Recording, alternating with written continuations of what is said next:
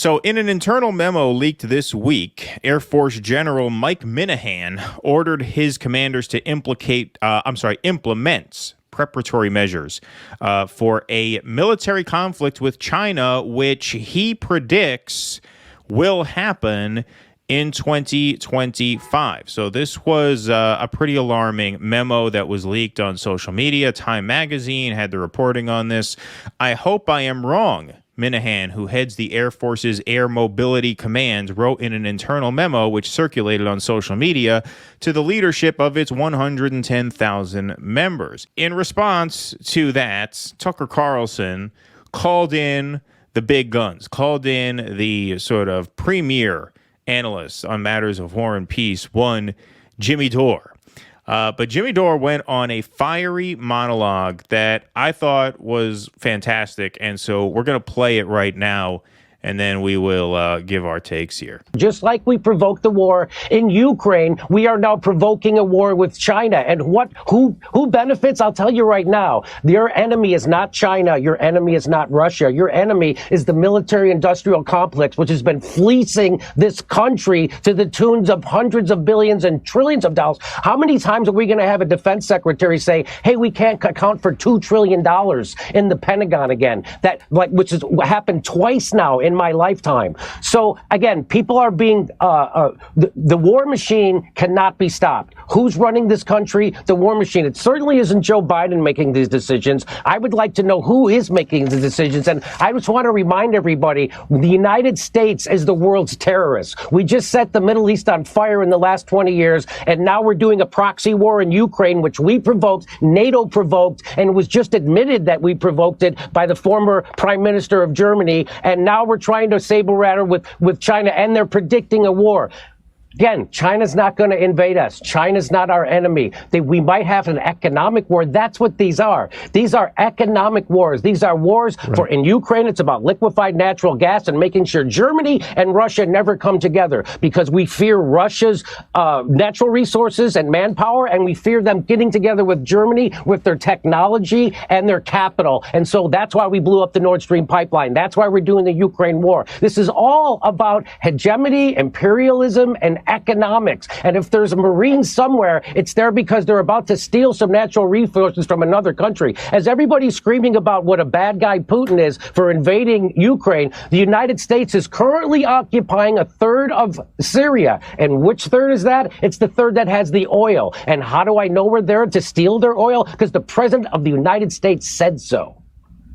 And we're not even benefiting economically. Of course, that's the rub. Jimmy Dore, appreciate it. Thank you. Damn right, Your winger. enemy is the military-industrial complex, which has fleeced this country to the tunes of hundreds of billions, trillions of dollars. This war is about hegemony and imperialism.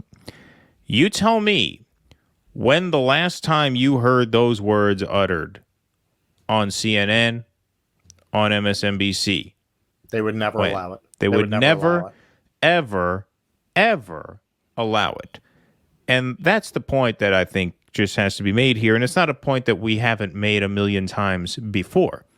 But it's a point that, I'm sorry, just has to be made. Because if you notice, whenever Jimmy Dore goes on Fox News or whenever Greenwald goes on Fox News, a lot of the lib-adjacent progressive media outlets put up a video, like Majority Reporter TYT will put up a video sort of mocking him for it or picking him apart for it, or why are you legitimizing Tucker Carlson, right? I haven't seen any of those yet. Now, that's not to say they haven't made them. Maybe they'll drop them later. I don't watch the Majority Report live, obviously. But they usually drop these things pretty quick while they're hot, and I haven't seen it. Because what can you say? If you have any claim at all to being on the left, even nominally so, how can you take issue with a word of that? And how can you avoid the very obvious question of, why doesn't anybody talk about this in this way on the Joy Reid show, on the Chris Hayes show, on Don Lemon, on Anderson Cooper, like the media outlets that we sort of give the okay for our viewers to go and watch? Why hasn't anyone talked like this on any of those networks? Why not? Right? Like, that question is just unavoidable. This had nothing to do with Tucker Carlson. It wasn't a back and forth. That was pretty much the whole interview. Tucker just asked him one question. He went on a monologue, and then Tucker said, okay, thank you, good night. Jimmy on his show yesterday said he meant to plug the anti-war rally, the Rage Against the War Machine on February 19th. Right. I was there to plug that. He assumed Tucker was going to toss back to him, so he would get to plug that rally, and instead Tucker, well, yeah, we're not benefiting from it. All right, thanks. See you later. And he didn't get to plug the rally, which was a huge loss because that's the number one rated show in the country. So that kind of sucks. But other than that, I thought that was very, very well done. Well, if you want to see where the country really is, this was a fascinating poll that came out a few months ago.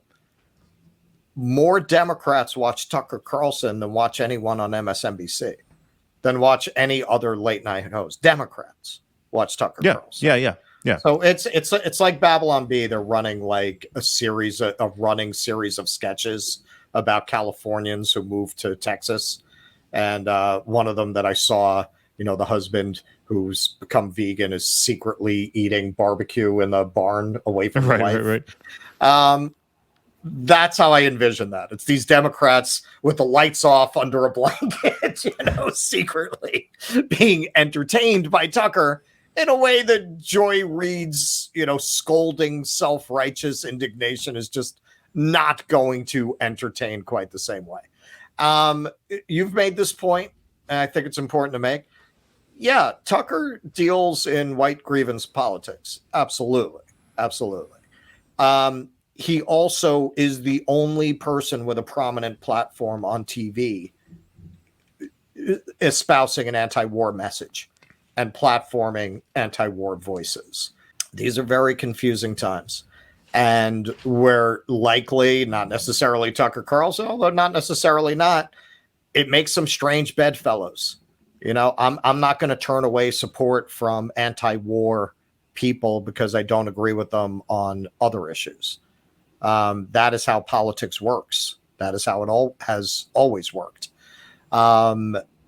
Because the so-called left has become the establishment, a lot of things that are not necessarily right-wing are getting labeled right-wing because they're anti-establishment. By definition, if you challenge the establishment now, that's being called right-wing, even though many of these positions are positions that we have historically always associated with the left, like anti-war. Like being anti-war. Franklin, thank you for the $20. Very generous. I don't think they're prosecuting Trump anymore. Well, this brings me to what I was going to say, actually. I'll thank you for the super chat. I just out of curiosity, after this segment aired, right, I went on to MSNBC because that always just strikes me. Whenever I hear a monologue like that on Fox News, those red pills just being doled out on Fox News, I think, what are the MSNBC morons paying attention to now? So I just put in the browser msnbc.com. And to Franklin's super chat here, yeah, it's all like, how when your friends all watch a TV show that you don't watch, and so they know all the character names, they know all the subplots, they know the ins and outs of what's going on, and they start talking about it, and you have no idea what they do. That's what it's like visiting MSNBC.com. They're talking about some shit about, Trump's former aide dishes dirt on this, and then some January 6th thing that no one else has heard of except for the people who are locked onto that screen 24 hours a day watching Ari Melber and then Joy Reid and Chris Hayes and then Alex. It's like, this is a totally different world that these people are living in, and it's not a real world. These are not real issues. This is why we've been talking so harshly about the prospect of running another Democrat through that primary, another primary within that party. It's like at a certain point, I mean, my main message here since we started this show is that the voters themselves, the Democratic primary electorate, not all voters, only about 30 million people vote in a Democratic presidential primary. They are not tuned in to the issues that matter. Just do that. After the show's over, not during the show, obviously, after the show, right? before you put your phone down or close your laptop, whatever, just go to msnbc.com just to see what they're talking about. They're not going to be talking about any of what we're talking about or any of what you're thinking about. It's going to be some crazy bullshit, Trump indictment, classified, this, whatever. It's infotainment catered to a certain demographic of irrelevant assholes who unfortunately remain relevant because they control the Democratic Party. Well, that's why when you talk to these people, it's like they're talking about the politics in Romania. You're like, what? Yeah. What? Right. What are you talking? What are you even talking about right now? What? Yeah. Because they're brainwashed. I mean, it's just and look. I mean, to be fair, that's going to be true of people who are completely ensconced in the right wing media too. They have a 24-hour news cycle. They have to keep people pumped up. They have to keep them entertained. That's really what it is. It's entertaining people by keeping them enraged and furious all the time.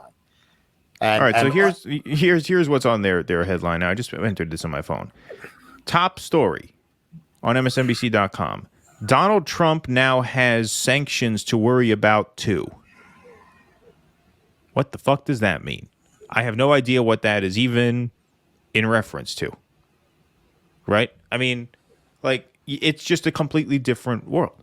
It's a completely different world that these people live in.